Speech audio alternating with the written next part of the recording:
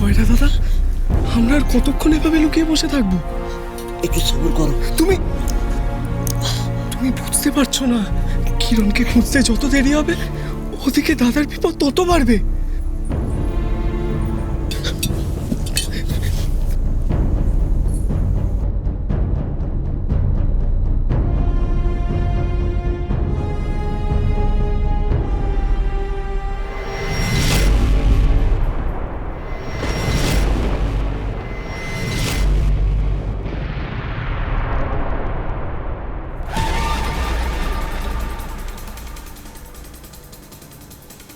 এ কি কিরণের গলা না?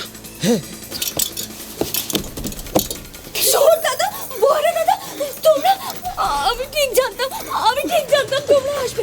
তোমরা এখানে ঢুকলে কি করে? ওরা তোমাদেরকে অন্য হয়ে খুঁজছে। ওরা যদি তোমাদেরকে দেখে তাহলে আর রক্ষা থাকবে না। জানি কিরণ, আমরা সব জানি, কিন্তু তুই আগে বল, তোর লাগেনি তো? আমি একদম বুঝতে পারিনি, ভয় পেয়ে ছোড়াটা ছুড়ে দিয়েছিলাম। আমার কিচ্ছু হয়নি, কিন্তু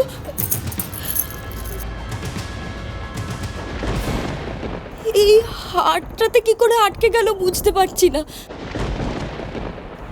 হার? এটা তো সেই মাদারিদের দেওয়া হার। একে চুম্বক বলা হয়, মনে নেই তোর?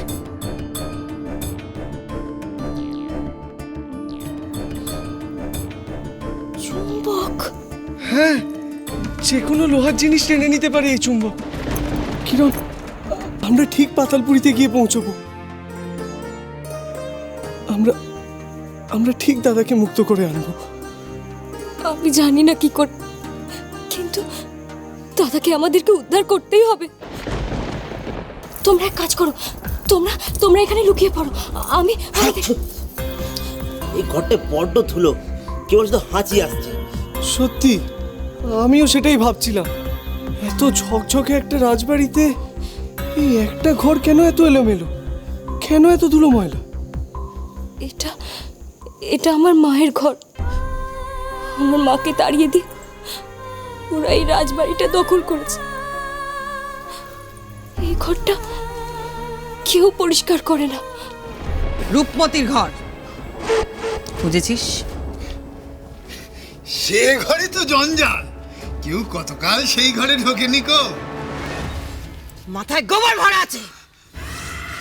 যে ঘরে কেউ থাকে না, কেউ যাওয়া আসা করে না, সেখানেই তো থাকার সুবিধা বেশি। তা অবশ্যই। এর মতো দাঁড়িয়ে না থাকে এই দণ্ডে যা। ছুটে চ। কাঁদিস না বোন, কাঁদিস না। দেখ, আমরা তো এখানে এসে গেছি।